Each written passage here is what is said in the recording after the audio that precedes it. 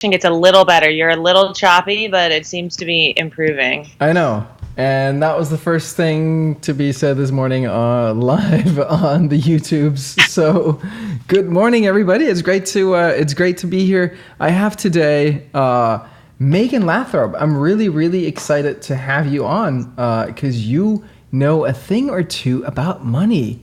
And one thing I've realized is that money seems to be relevant when it comes to, say, politics. Politics happen and money. Those two things tend to go together. Good morning, everybody. It's great to... Shit, I just wanted to make sure that we were actually live because I was switching some settings before. So anyway, good morning, everyone. Megan here, certified money coach. You created this money cafe concept for Capital One where you can go get coffee. Pete's Coffee, great coffee, and also figure out, like, sort your head around money stuff, right? So it's not investment advice. It's like, it's investing in this piece of equipment so that you're really smart about money. Am I right? Yes. Well, I did not create the cafe concept. The cafes were there. But yes, but I am the co-creator of our money coaching service, which is inside the cafe. Got it. And which is exactly what you're saying. It's this, we call it a money journey, and it's a way for people to sit and explore, exactly like you said, their psychological, emotional, spiritual way of relating to money. All right. So it's not investments, it's not about dollars and cents right away, but it's about sort of the more unconscious pieces that, as we know, are what are really running the show. All right. That is super exciting. So before we start, do you have a cup of coffee handy by any chance? Of course I do. All right, good. All right. Actually, it's chaga. I was inspired by your yesterday's, and I had chaga. That's cool. I haven't got. Did you know about that already? You did. It sounds like. Yes. Oh yeah. Does it taste like mushrooms? We drink all sorts of mushroom drinks and all sorts of stuff. Oh yeah, it's pretty popular. Yeah, I'd never heard of it. Does it taste like mushroom? Not really. I mean, it does kind of have like a smoky taste, so it's kind of like it's like a nice coffee alternative. But no, I wouldn't say mushroom. Okay. It's like a different taste. You should try it. All right, I'll put on. I looked into it after the show yesterday, and I was like, well, it looks like just like mushroom tasting tea. I'm like, not. I'll try it. All right. Cheers. Good morning, and good morning, everybody watching. This is my new mug, actually. I was looking at that. Yeah, first day with my new mug. It's too small. I'm gonna get a bigger one. These things it's like not so easy to get a custom mug apparently, but we got one here. I'm also gonna play our title song, the intro video. So it's just a few seconds. I don't think you'll see anything, but here we go.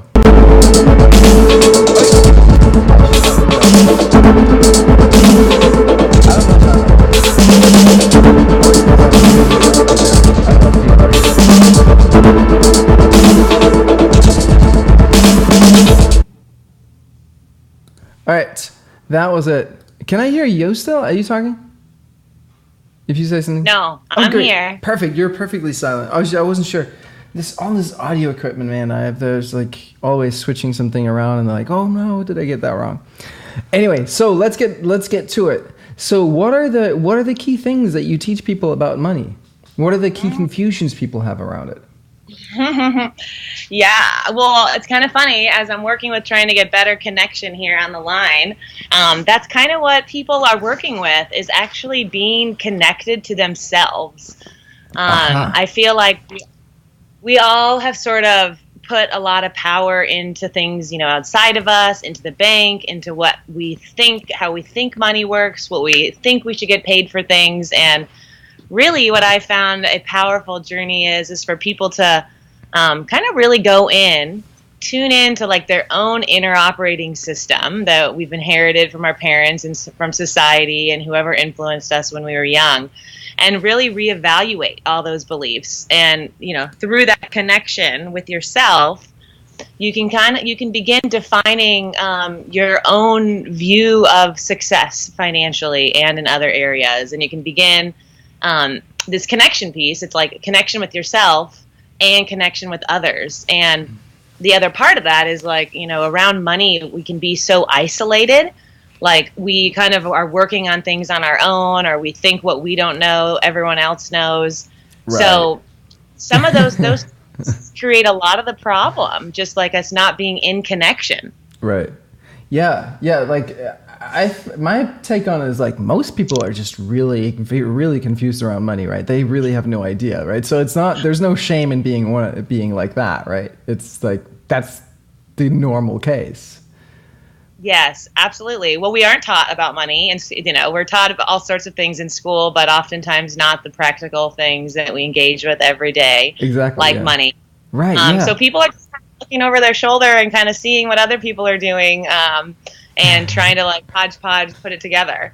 Which is generally like a really bad strategy, right? Like I like 99% of people out there lead shitty lives. They're really confused about everything. So if you copy what 99% of people are doing, you're not in good company. Right. That is totally true. Yeah, exactly. And another challenge is just the way the financial industry has historically been set up. It can be very intimidating to go and sit with a financial advisor if you are confused or you are anxious or you aren't totally in the know. So that experience is definitely something either people avoid or they've maybe fallen into the trap of working with someone where they aren't that aware of what's going on. Right. So they're still not really learning what they might want to know, and they're sort of following someone who may or may not have their best interest in mind. Right. So, but things are changing. I hope we talk about what is happening. The industry is changing, but it's definitely been not in the best condition. Yeah, that sounds interesting. So, my experience going through this at one point, it was around the same time that I was like working to get a visa. I'd lived in India for a year, and I made a conscious note. I was like, I realized that I had made money into this kind of authority outside of me, and I was basically projecting my daddy issues onto money, right? Instead of realizing that I'm the source of everything. I'm the source of money. Yeah. I'm the source of love. I'm the source of visas was the other big challenge I had. Like, I'm the source of visas to the United States, right? But in the same sense, I'm the source of things. That sounds like that resonates with you. Yes, absolutely. That's exactly it. Money in itself is neutral. Just like anything in life, right? It's kind of a more evolved spiritual way of living potentially, but to recognize that everything outside of us is neutral. It's not positive or negative. It's the story and the interpretation that we put on it is how we experience it. Right. So money and our economy and our current exchange system is giving us this tremendous gift to see what is going on inside us, how are we relating to things, and because we're usually reflecting that onto money. So there's so many books out there right now that point to just exactly what you're saying around self-sourcing and really recognizing that like it's coming from you. So like, this abundance and this I don't want to get too woo-woo, but there are ways of being that are inside all of us that already exist, that is abundant and full of possibilities and fully connected. But we just have layers between it, right. Like parents, other issues that we've had that prevent us from living that out. So what are those ways? Oh, no, go ahead. So, just the last thing I was going to say is that, money can be this pathway then to like tremendous healing, or it can kind of create, major challenges. It's kind of like it can go either way. Yeah. As with most things in life, really, right? So what are some of those ways of being that open you up to possibilities around money and around everything, other things in life? Mm-hmm. Well, there's this kind of buzzword out there right now called personal sovereignty. Have you heard that word being thrown around? I haven't. I think I've heard it, but I haven't like taken particularly note. Yeah. So it's really all about this pathway of owning that we really are with whatever you believe, God, creator, source, the universe, something larger than us, the collective. But together with that, we really are co-creating our reality. Mm-hmm. And if we become like 100% responsible for our experience, not meaning we're responsible for everything that's happened, but we can be responsible to it.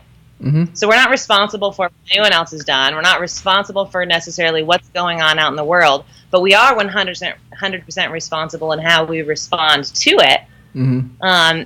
if one lives their life that way, with everything that arises throughout the day, recognizing you're responsible and how you respond to this, you will gradually start shedding all the layers between you, from basically that are carrying this victimhood consciousness to a more empowered place. So what is it? So when you're saying like the things that we're not responsible for, the things that happens to us, I'm reminded, we talked about Byron Katie the other day, right? There's my business, there's yours business, and there's God's business. But so what does that look like? Can you give an example of that, and how do I become responsible in that situation? Yeah. So I don't know, like let's say I have a job that I love and I'm making a salary, and so I've started renting an apartment that, had a high rent that worked with my salary. And then let's say I get fired from my job unexpectedly one day. So I could respond, naturally. I could be very upset, and that would be valid.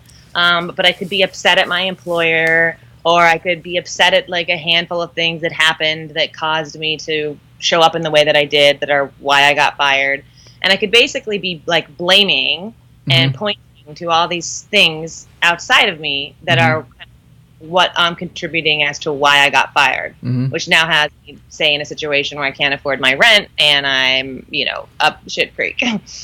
But if I were to be responsible to and view every single thing that is happening, every single thing, as a pathway to me waking up, and it's for me, I would let myself feel the feelings. They're 100% valid and needing to be felt. Half the experience is probably happening so that I could feel my anger and my sadness and have an experience of disappointment or rejection and work through all those things to know that they're not me, but they're emotions and feelings that I'm having. And then recognize there's obviously, for sure, still a clear path for me and actions I can take to continue creating the life that I want. And that could be kind of like a nice like life experience that is that bridge of getting to choose. Am I going to be upset and blame and kind of go down that path? Or am I going to embrace this, receive it, feel it, and experience it fully, and kind of activate my inner warrior archetype in creating still what I believe is meant to happen? Right. And most likely, 2 days later, some other opportunity will show up that's way more aligned. It's about living in alignment, right? Living in that's aligned with me, or I'm meant to go on meant to go do something else. That just wasn't my path. Right. There's an element of just accepting and embracing that sometimes finding our path is things, falling away. Right. So if you're someone who's like really struggling with money, who is like, there's always like not enough at the end of the month kind of thing, what is the path for people? Like, what does your coaching of them look like? Well, oftentimes, if someone's in like more of a scarcity, it's a mindset a lot of the times. And that's oftentimes in our body, right? From our childhood, like we're embodying those beliefs, on a cellular level. So it could be a process of uncovering what are some of the core beliefs that have them feeling like they don't have enough. And usually so much of this is tied to not feeling like we had enough love and connection, like when we were a child. So often healing whatever those pathways are inside that had us feeling not connected, not loved, like we didn't have enough. Like you were talking about earlier, it's an inside job, and that gets reconciled inside. Then suddenly and gradually we'll see being reflected back to us like a much more abundant experience of possibilities and connections and resources. So for some people it's a process, and for some people it's a switch that can switch like, in a moment, overnight. So that's kind of like the deeper work, and that looks different for everyone. Right, of course. But there's also tons of daily practices that we can do that help put us in that awareness. So when people come to you and they're like, and they're like, they have nothing and kids to feed and like just not making enough money for their job, and you're like, well, it's about an abundance mindset. Do they get pissed? Yeah.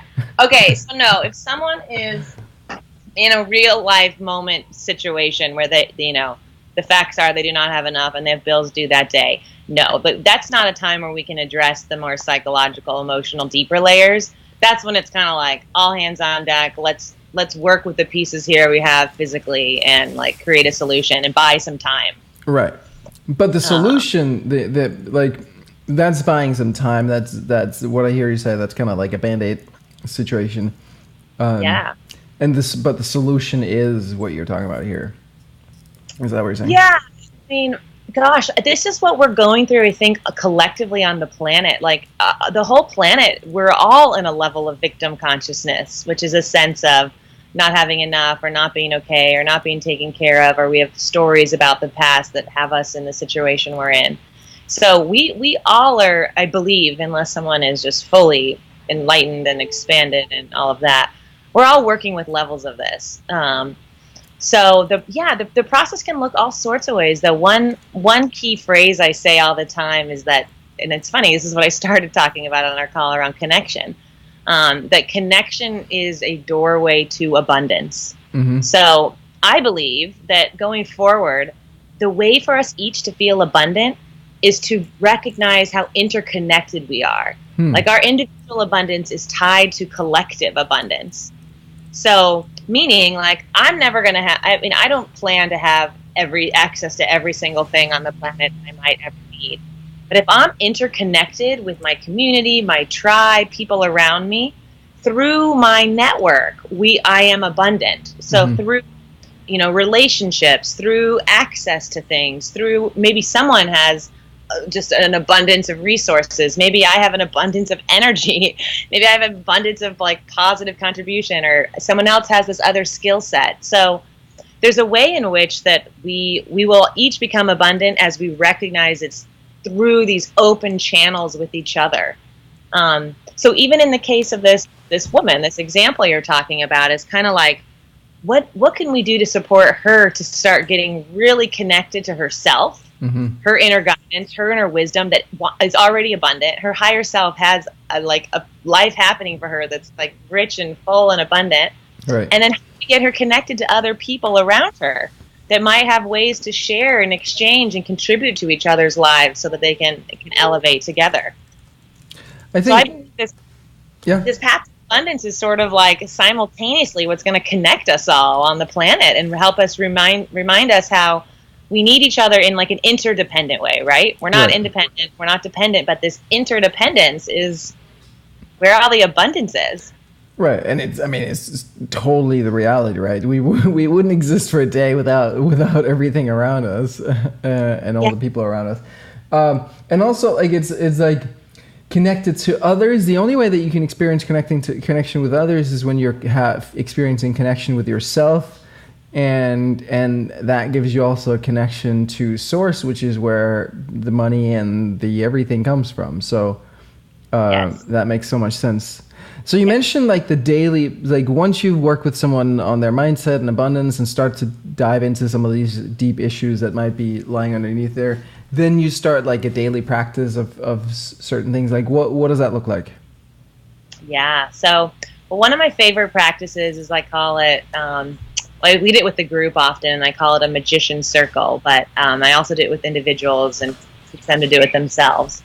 And it's this practice of first tuning into your inner world and gaining some insight, and I'll share briefly what that looks like, and then bringing it out into the outer world and taking some action.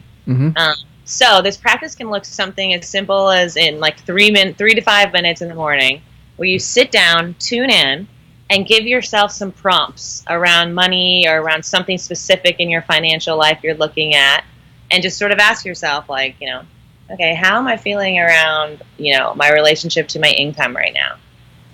And then notice what you're feeling, what you're sensing, what's your inner experience. And this can be a really beautiful, deep guided process, or it can be sort of a, consciousness hack, and it can be quicker.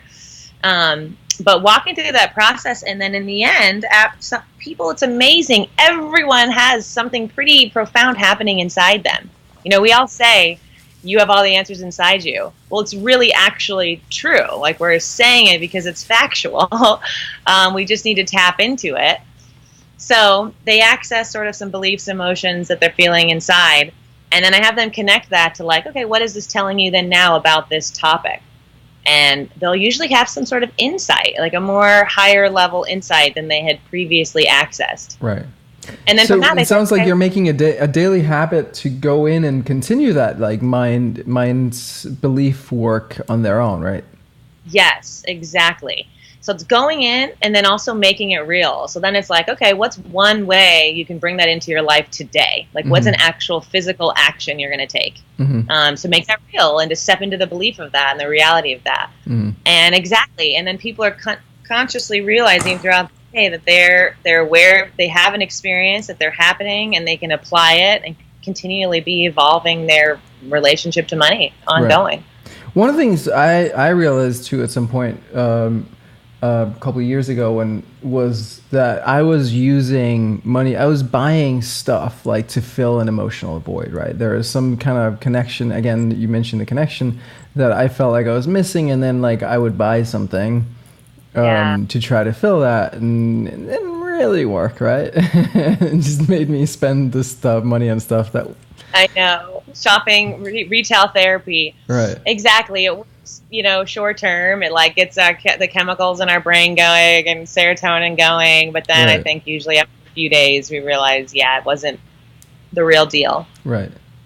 Yeah. And then, both me and my wife realized this, and then like, I forget who realized it kind of first and then share it. And then we share these kind of things with each other all the time. Right. And then like, oh, we were both kind of doing that. And so instead of actually like finding that love within or even like giving each other that nurturing that we were really seeking, right? We could be that for each other and not have to, go spend money on stuff to try to get that. Exactly. You got that connection with each other. Right. I'm so glad, Calvin, you mentioned that example because that's such a great description of how really what we're wanting is intimacy and connection and to be seen. And when we tune in and maybe talk about something around money, like a spending habit you guys had going, you experience being vulnerable with each other and realizing it and then choosing to support each other. So it's like it creates so much yumminess that we actually all want with each other. Exactly. That's amazing. That's so beautiful. Something else that happened was that she realized that I'm the main breadwinner in this family, and at that point I was the sole breadwinner, and she found that she was spending money because she was pissed at me. Like she had this like resentment going on. There was something that she wasn't satisfied in the relationship, and then she would go spend money on stuff just to get back at me. Totally. Oh, it's so sweet. You guys explored that. Yeah. Yeah, because it can tap into like inner power dynamics, from the past that can be very primal. Right. Of just totally. It stirs up all this stuff. This is why exploring one's relationship with money within couples and partnerships is some of the juiciest, most transformative work because it brings everything up. Since we engage with money, every day. And what's so beautiful about money is like it doesn't lie, right? There's no room for fudging stuff. It's the same with computers and writing software and stuff. Like the code works or it doesn't work. Like the money's there or it's not there. Right? You can't like make believe around it. You can't pretend. Yes. So it gets very real. That's a good thing. Yeah. It's cut and dry. You kind of have to be honest. You have to be honest about it. It forces honesty, yeah. And I love on that. Like I really love that. Naomi, my wife, is so honest with these things. She'll just say, "Hey, you know what? I just realized I'm spending money because I'm mad at you, right?" I'm like, "Okay, all right, we can work with that." I don't get pissed when she says that. I'm like, "Yeah, I can say that. I understand."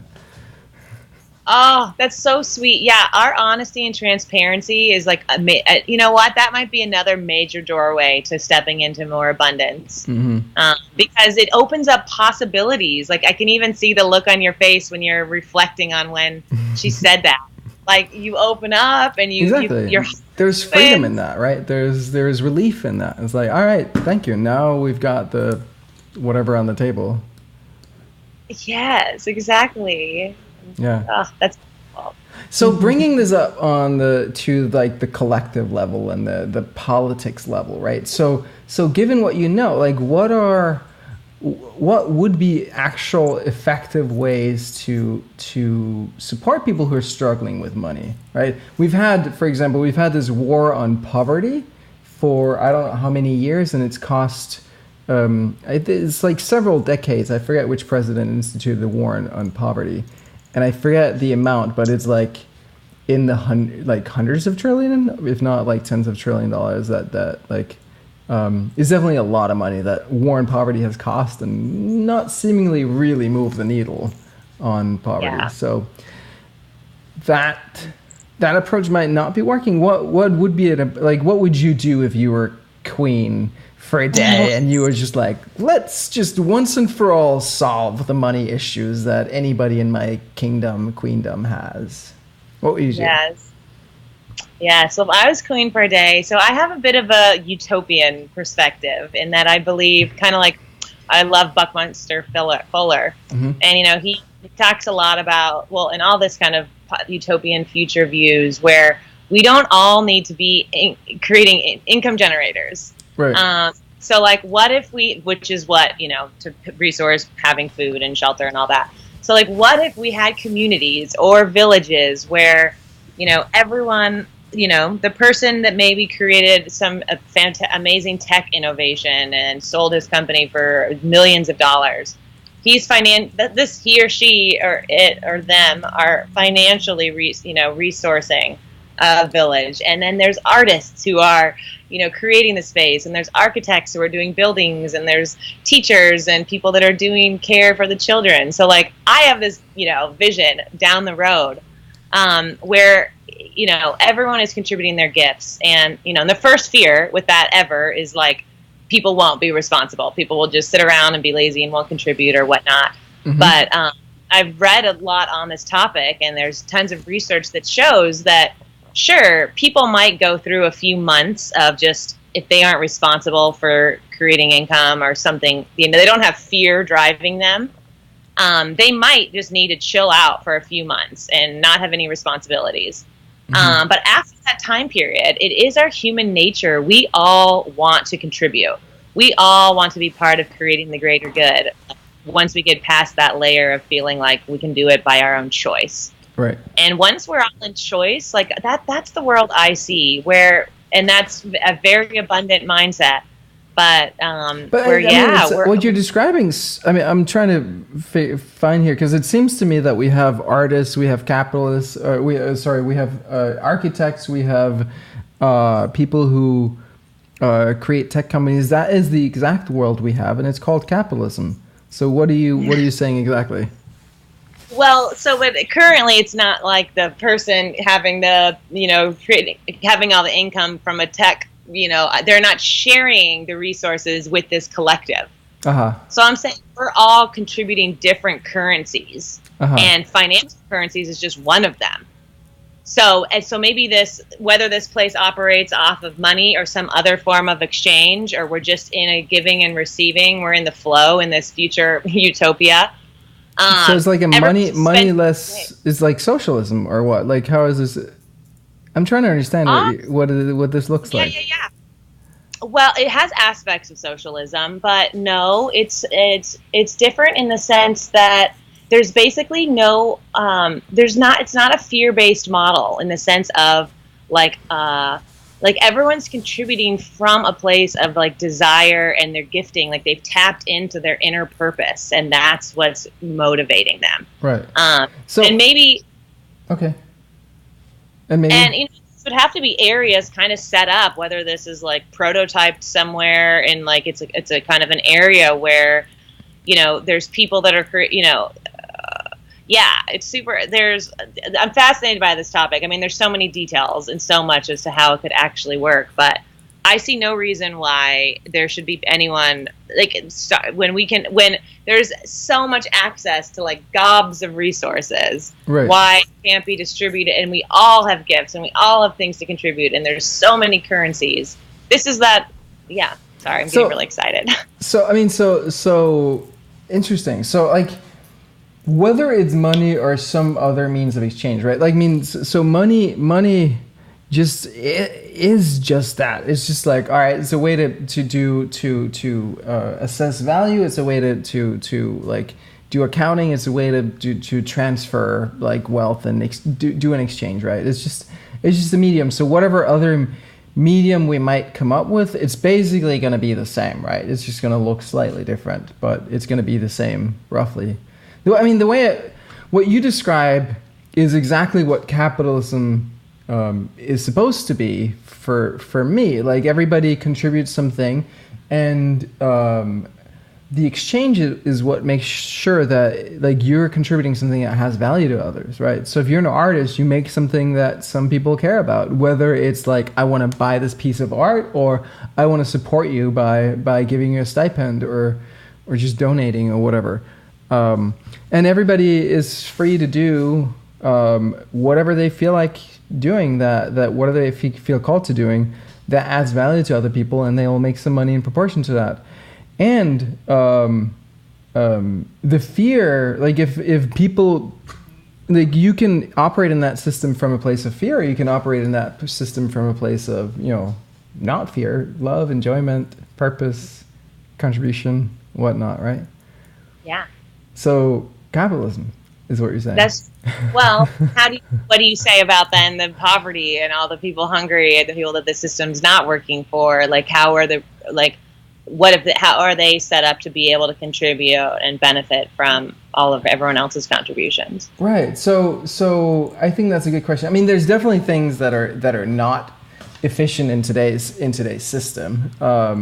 I do think some things, like the fact that the Fed can print money, the fact that the Fed is not actually a government institution but owned by private banks, the fact that you're not, like, I think people should be free to use whatever they want for currency. So if people want to exchange gold coins, they can do that. That's not allowed. That's not legal in this country. Like, you must accept the greenback as legal tender everywhere, and you can't choose to do something else. So there's like, the thing is, like, the more regulation you have, the more loopholes you create, and the more you have the situation where politicians create more regulation so that when they're done being politicians, they can go into private industry and advise banks or oil companies or whatever on how to navigate these loopholes that they just created for that purpose. So there's tons of inefficiencies, right? But at the end of the day, like, I would love to get rid of, like, pretty much all of that stuff, right? So that it is a free and fair system that's open to anyone who has something to offer and wants to. We do have a problem, right, with people who don't get good educations, and so we're failing them on that, and we don't give people good, like, mindsets around these things, right? So if you come into the world with a view that says, like, I'm dumb, I'm never going to amount to anything, and and the system is rigged against me, and I'm just a victim, it's going to be a real uphill battle, right? But then, like, I would love to start there. Like, how do we get everybody to have a better, better skills, better education, and better thinking about themselves, right? So that they can participate. Yeah, definitely. Well, it sounds like I agree with you. I'm resonating. It sounds like you're taking it back to people. They're projecting their own inner beliefs, their own internal system. And so maybe they need to meet with a money coach, or, like, we need to have economy coaches or coaches on, like, engage with our current financial system. Like, how are you relating to the system? Right. That's so true. Absolutely. Right, because I mean, as long as the mindset is the same, then, like, no amount of, like, welfare or I don't know, like, what other policies we're really trying. That it's not really going to help, right? It's not really going to do anything. No, that's just a little. You're so right. It's like these deeper pieces of where they not able to. There's so much too around acceptance. I mean, so many. Colleagues of mine that are more artists or on a spiritual path, there's a lot of just not liking the financial system and not appreciating that we're even working with money. Right. And so a lot of it is, I mean, I work a lot with archetypes, and different archetypes, I think, have a different path on how to resolve their internal relationship to the system so that they can thrive within it. Right. And also, I'm reminded of what are the the Indians, they're not Brahmins, are they Brahmins? Whatever, those people who basically like, they don't ever have money or touch money. They just go around and then they ask, hey, can I get a bowl of rice and a glass of water and a place to sleep? And then they do that, right? You can, like, that's an option. I actually met someone that was shortly after moving from India. I met him here. His name is Shanu Starak. He is a photographer who I think spent 3 years traveling the world taking pictures without ever touching money. So it was all like, hey, I'll take pictures for you if you will give me, a place to stay and feed me. And maybe I need some new piece of equipment, whatever, you can buy that for me. And then 3 years. So I met him at a conference backstage and I invited him to stay with me. So he stayed with me for 3 days, took some pictures, and then he moved on to the next thing. Right. You can do that. Right. Totally. It's all possible to barter and exchange. It's all possible through connection. Right. It was, we're connected and we're allowing those exchanges and flows to happen between us. Right. What I really want to see is like everybody finding that place within themselves where they're like, I'm valuable. I have something valuable to give other people. And I'm curious about how can I organize myself in a way so that I get to do that and make feed myself and my family or whatever I need to feed, right? At the same time, like how can I organize myself, be a little more creative and maybe entrepreneurial around it, even if it's like entrepreneurial as a Brahmin that just walks around asking people, hey, can I have some food? Did you see the guy with the beggar in San Francisco, the panhandler who had a sign that said like, I don't want your money, but please take a resume? Did you see that one? Oh, no. I think it was last week or something. And he got a job. Yeah. He got a job.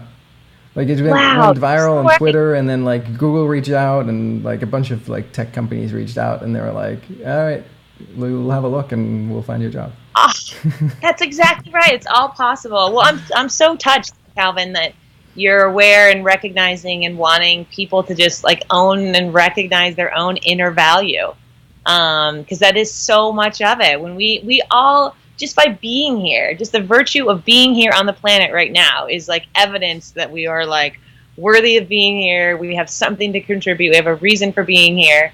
And we get far away from recognizing. We think our value is outside of us.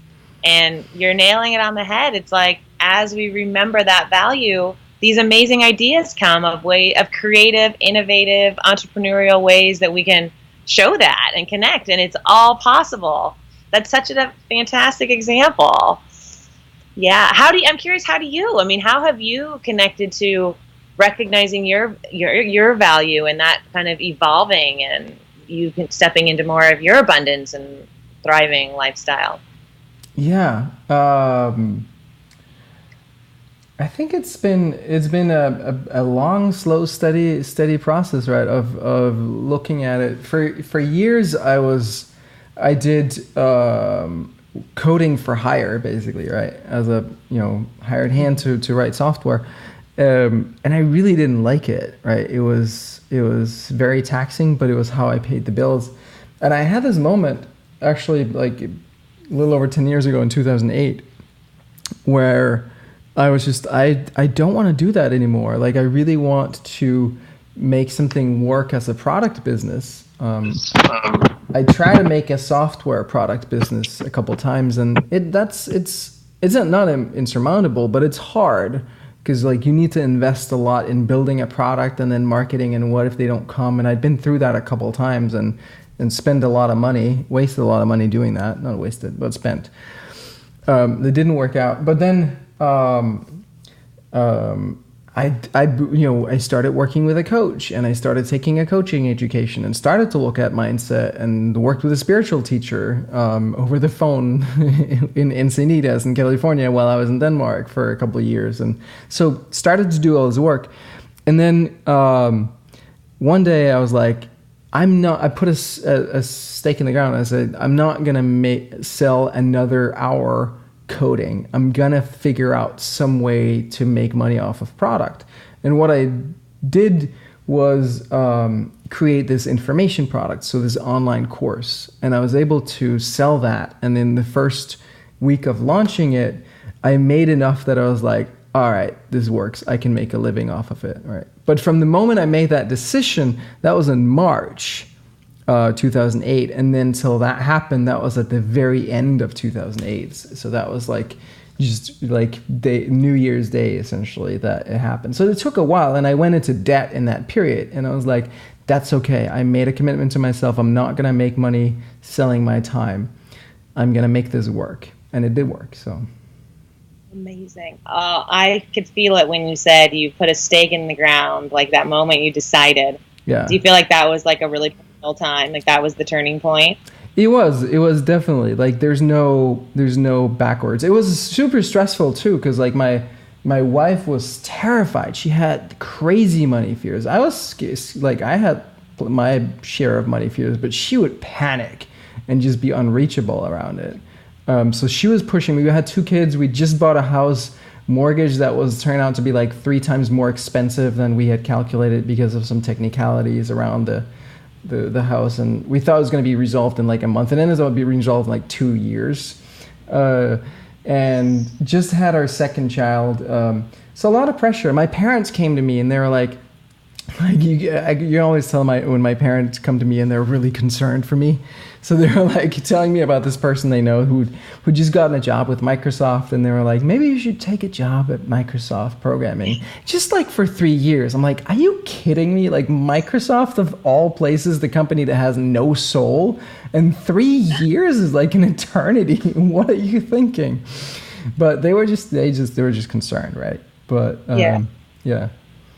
It was. I had to really be firm in my decision, but I knew. I just knew this is. I have to make this work. I will make it work, and I don't care what people around me say. I will make it happen. And it's so powerful, and it's such a cool reflection of it being about your financial life and your career, but it also being such deep inner choices you were making that are about so much more.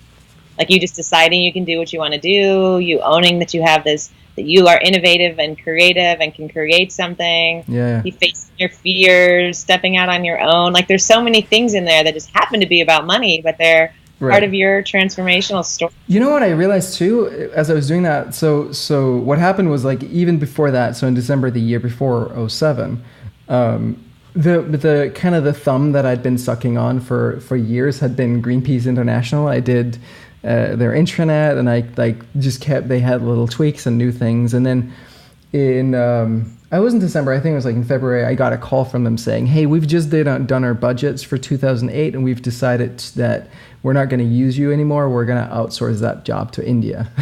So it's like, all right. And that made me realize, like, it led me to like start to look in, what is it that I really want, when it's not about like feeding the family and paying the bills and making money? What do I really want to do? What am I really passionate about? And then I started to look into that, and it wasn't too hard for me to find once I started looking for real. But what I then realized was that I had been so afraid of my passion. I was afraid there wasn't anything I'm passionate about. I was afraid I'd never find it. I was afraid that I would find it, but I'd hate it. And these fears that were unconscious, I told myself, well, I can't look into my passion right now because I need to make money, because there's like an economic like fire situation going on.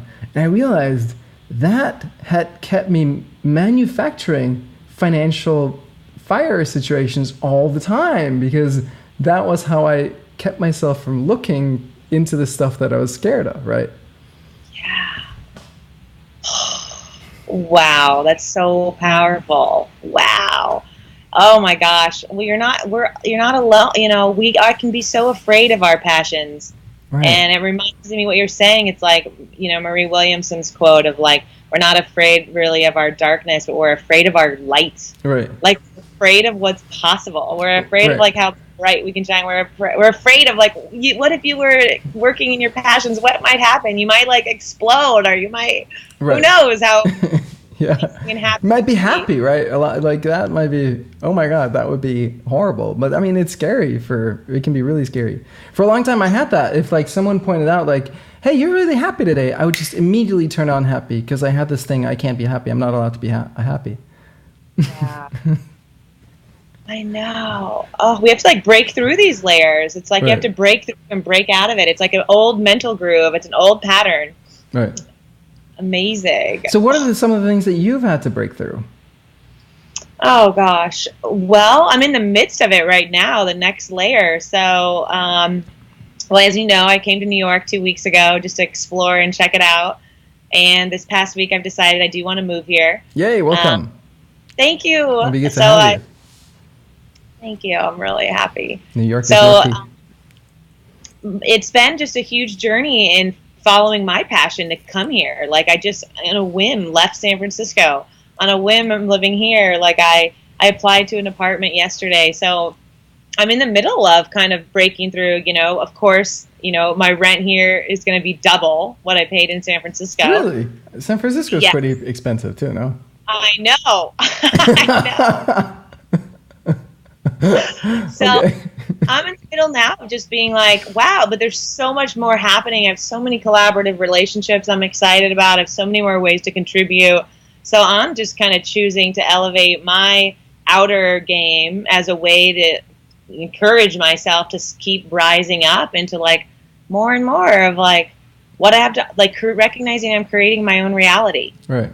And money, and so I'd love to report in on it with you in like 6 months or something. Yeah, do that. But so looking back, like what was some of your beliefs that were just like so key to unravel for you? So one of my biggest fears around finances and creating the life I wanted was like, can I do it alone? Like I want to be in partnership, but I've always had the life that I want to have when I was in partnership. And I never felt like I could create all of it just as one person. Mm-hmm. I had this belief that like, oh, when there's 2 incomes or 2 people creating, we can have more. Got it. And so my path this last 6 months has been stepping out and actually claiming internally the life I want to have as an individual. This is some of the sovereignty, that being sovereign, the word I mentioned earlier. Right. So that as I enter partnership or I'm in relationship, I'm fully embodying and creating the life I want, and there's no need or dependency or something I'm needing or thinking another person can fill. So that's been my journey of just realizing that I'm selling myself. Right. Had a partner to create with. I had to turn on some AC here. I hope it's not too noisy back there. It seems like it seems like it's doing something to like my ability to hear what you're saying. I'm gonna turn it back off. I'll just be sweating over here. Hot and humid. No, go on. Actually, no. So I had a thought on that. It's like, because one of the topics that I'm very interested in as well is like the masculine and feminine energies, and I'm just thinking out loud here, right? But there's a definite, like, it seems to me there's a definite masculine and feminine energy around money as well. There's the masculine hunting part where you go out and you get the prey and the kill and like all that stuff, but there's also the feminine where you open the womb and you source and you open to the universe and like that kind of thing. You like more of an attracting kind of thing, right? Yes. Sorry, I'm walking around because the connection's funky. Exactly. Right. And what I'm choosing to do now is basically embody both in myself. Right. Exactly. So like.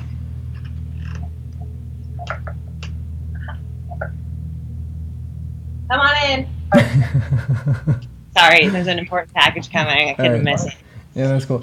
So basically, exactly. We've had these like qualities embodied in 2 people, and that's a great way. But I think we're moving towards a place where, I'm wanting to have a balanced masculine and feminine energy within me. It's really important to have access to both sides, and then you can choose which one you want to play or like emphasize, right?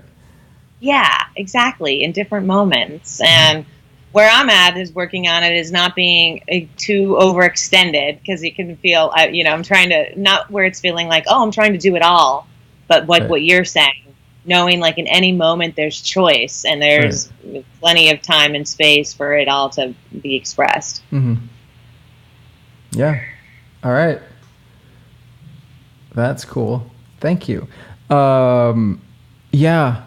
I was thinking about before too, like that, like when there is this like say you're using money to try to feel an emotional void, or you're like doing something, if your mindset is like, or I can't have, like Gay Hendricks talks about, like whatever situation you have in your life, whether it's, you know, financial or health or weight or whatever, and it's or relationships, and it's been there for like more than 3 months, it's because you are unconsciously committed to things being that way, right? So if you don't have, if you're like, there's not enough money and it's been that way for more than a few months, then there is some unconscious commitment to it being that way. And until you address that, it's just going to keep being that way.